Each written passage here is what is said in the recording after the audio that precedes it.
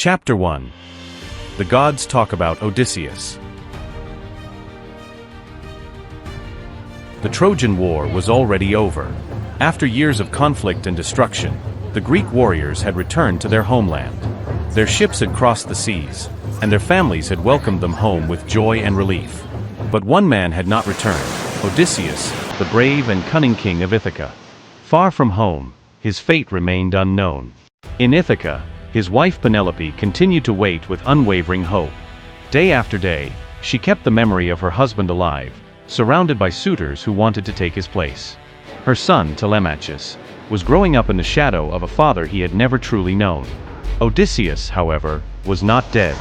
He was stranded on a remote and enchanted island called Ogygia.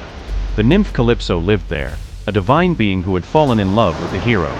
Captivated by him, she refused to let him go. She wanted to keep him on the island as her companion, offering him comfort and even the promise of eternal life. But Odysseus longed for home. His heart remained in Ithaca, with his wife and his son. Each day, he stood by the sea, watching the waves, dreaming of his return. Despite the beauty of the island and Calypso's affection, he was filled with sorrow. He had no ship, no crew, and no way to escape. High above, on Mount Olympus, the gods observed everything. They saw Odysseus's pain and the years of struggle he had endured. Most of them believed he deserved to return home at last. Yet one god was still against him, Poseidon, lord of the seas. He had not forgiven Odysseus for blinding his son, the Cyclops Polyphemus, and had vowed to make his journey home as difficult as possible. One day, while Poseidon was away, the goddess Athena saw an opportunity. Loyal to Odysseus, she decided to act. She went to her father, Zeus, ruler of the gods, to ask for his support. Zeus agreed that Odysseus had suffered long enough. He sent Hermes, the messenger of the gods, to the island of Ogygia.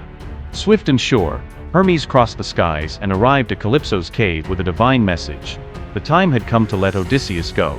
Though saddened, Calypso accepted the command of the gods. She informed Odysseus and began helping him build a raft. She gave him supplies and watched as he prepared to face the sea once again.